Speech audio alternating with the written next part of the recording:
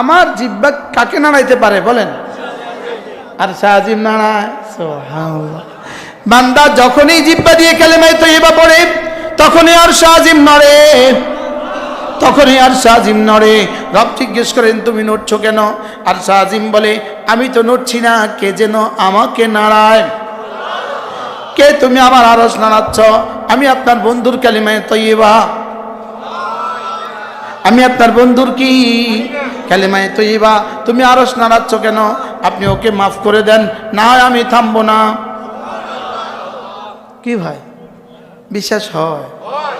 হ্যাঁ, আমি বলি, আমি আমার উদাহরণ দিয়ে বলি। ওয়া ইলাইহি ইয়াসাদুল কালিমুত তাইয়্যিব, রব্বুল আলামিন বলেন ওয়া ইলাইহি ইয়াসাদুল কালিমুত তাইয়্যিব ওয়াল আমালুস সালিহু ইয়ারফাউহু। তুমি যে কোনো পবিত্র কালিমা বলতে দেরি হয়, এটা আমার কাছে উঠে আসতে দেরি হয় না, এটা সঙ্গে সঙ্গে উঠে আসে। এবার রাসূল বলেন ওয়ালা হুন্না দাবিউন কাদাবিন নাল, মৌমাছির মতো গুনগুন করেছে আরশ আজিমে এসে আওয়াজ তোলে। আমার কালিমা আরশ আজিমে গিয়ে এভাবে আওয়াজ করে।